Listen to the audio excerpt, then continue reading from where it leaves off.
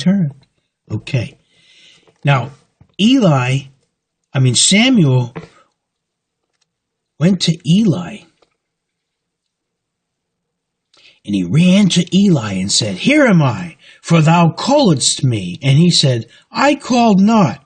Lie down again." And he went and lay down. Eli said, "I didn't call you. Go back to bed." And Samuel said, "Yeah, okay, I'll go back to bed." And the Lord called yet again, "Samuel." And Samuel arose and went to Eli and said, "Here am I, for thou didst call me." And he answered, "I called not, my son. Lie down again." He said to Samuel, "I didn't call you. This is twice." Let me get the two up there. Two of them. Yeah, there they are. 2 times he called. Now Samuel did not yet know the Lord, not personally. Neither was the word of the Lord yet revealed unto him. In other words, God hasn't spoken to his heart yet. Yet here he was ministering to Eli, the priest of God. And the Lord called Samuel again the 3rd time.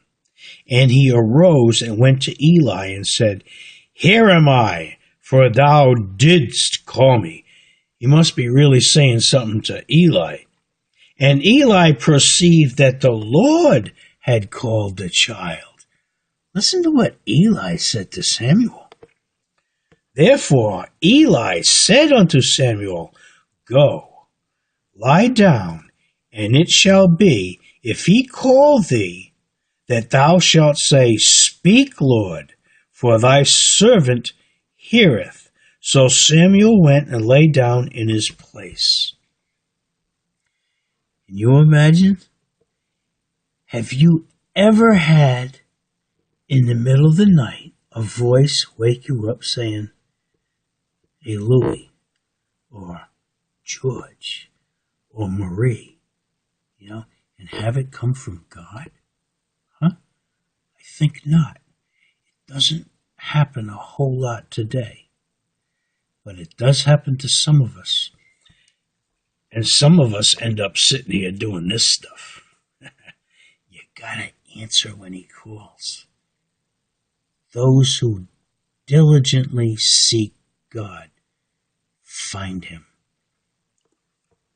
And the Lord came and stood and called as at other times, "Samuel, Samuel." Then Samuel answered, "Speak, for thy servant heareth." Did you hear what I just read? And the Lord came and stood and called as at other times. And he said Samuel twice. The presence of God was in Samuel's bedchamber. How terrifying that must have been.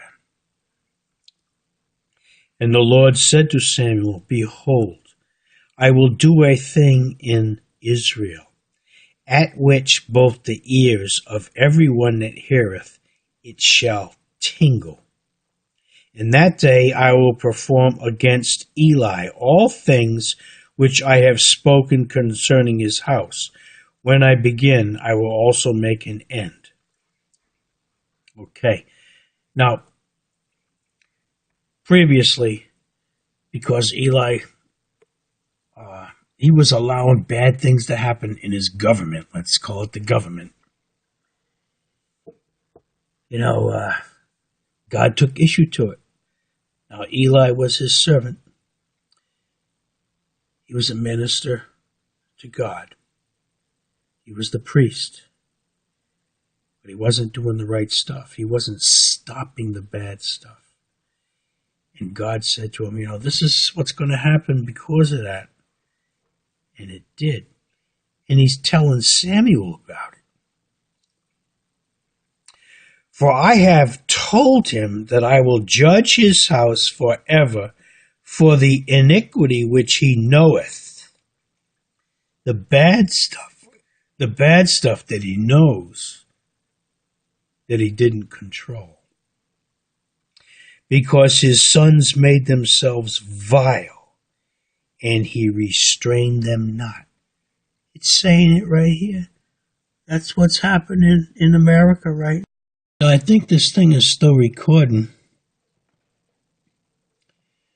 It stops once in a while. I don't know how to control this thing here. A friend of mine really helps me with putting this stuff together.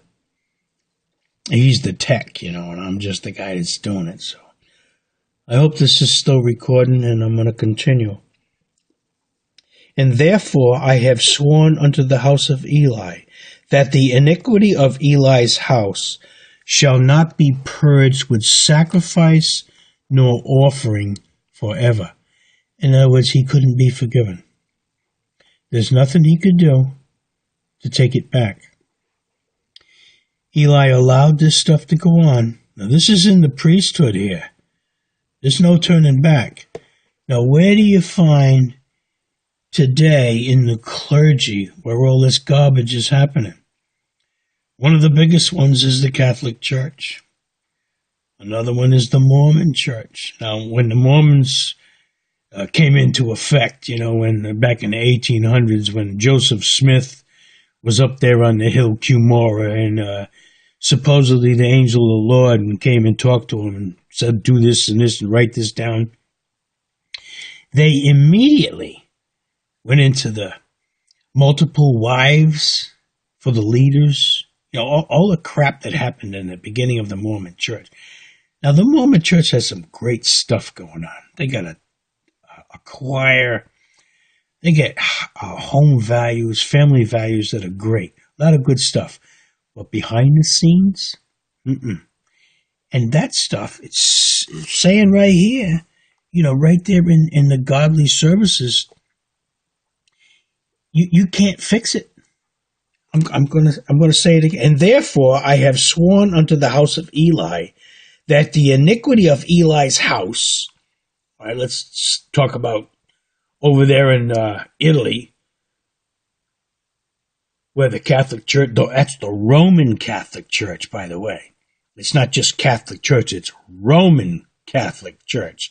The Romans are the ones that put Jesus on the cross and killed him. That the iniquity of Eli's house shall not be purged with sacrifice nor offering forever. In other words, they couldn't clean up their act. Now, I've talked earlier about how can a young man cleanse his way, clean up his act by keeping it thereto according to thy word. Okay, Samuel didn't do that. Now, Samuel made it, but I don't think his sons did. He didn't get the blessings that should have come his way. And Samuel lay until the morning and opened the doors of the house of the Lord, and Samuel feared to show Eli the vision. God just told Samuel what's going to happen to Eli in his house. Now Samuel has to tell Eli this. Can you dig that? Hey man, because you screwed up, this is what's coming your way. He's the servant. Then Eli called Samuel and said, Samuel, my son. And he answered, Here am I. And he said, What is the thing that the Lord has said unto thee? I pray thee, hide it not from me. God do so to thee, and more also, if thou hide anything from me of all the things that he said unto thee. Eli knew the boom was being lowered on him, and he wanted to know about it. And Samuel told him every whit, and hid nothing from him. And he said, It is the Lord. Let him do what he seemeth good. That was Eli's reply. Can you imagine that stuff? Now, I got a lot more to read. I got a lot more stories, and they're not mine. You see this book here? This is the Word of God, not the word of me. I'm just an individual, just like you, a sinner. Here I am again, sitting here at my little desk, reading my book, the Holy Scriptures called the Bible. And I'm talking to myself again. And I come up with a little subject tonight. Current events. What's going on right now that you hear talk about on TV with the NFL, the National Football League? Ho, ho, ho, ho. All right, I looked in the book to see if I can come up with something equal to what might be going on right now today. I ended up in the first book of Kings, in chapter 19 and verse 18. Hold on a second. I had to cough. Now listen to this. In this chapter here, God's talking to and about Elijah. He gave Elijah some commands of things to do. Now, Elijah was given a lot of power. This guy did a lot of stuff back in the old days. Everything Elijah put his hand to do was successful. Now, he had some bad stuff happening to him, but he did have a hedge around him. And God allowed just enough to get to him to get his attention and to usher him along into what God wanted him to do. He was a servant of the Lord. Now check this out. All this bad stuff was going on, right? And Elijah was afraid. And God told him this. 1 Kings chapter 19 and verse 18. This is God talking to Elijah. Yet I have left me 7,000, that's people or men. I got a cold. In Israel, all the knees which have not bowed unto Baal. Man, I really got a bad one here. I'm going to start this over. I'm at my desk again, reading my Bible. And I got my water because I got a real bad sore throat. So I'll have to take a swig once in a while. Talking to myself like usual. And I'm talking to myself about current events. Stuff that's happening in the U.S. today. I decided to go into the book and see if I can come up with something that would be relevant from the way yesterdays right up until today. And I found something. In the book of Kings, 1 Kings, chapter 19 and verse 18. Let me read it first, and I'll talk a little bit about it. And here I am talking to myself, because I see me right there on that screen. This is God talking to Elijah. Yet I have left me 7,000 in Israel. He's talking about men. All the knees which have not bowed unto Baal. That's B-A-A-L. Baal. The devil. Baal was the chief god of the Canaanites. There I am. I have a hard time talking now, but yet I have left me 7,000 in Israel, all the knees which have not bowed unto Baal, and every mouth which hath not kissed him. These Canaanites, they had a bunch of gods. The god of this and the god of that. Everything that God says don't do, these people did do. And Elijah was prophesying to them and telling them about the error of their ways. Yet he was scared.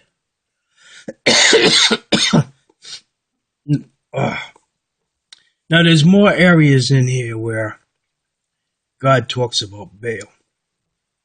But this is relevant.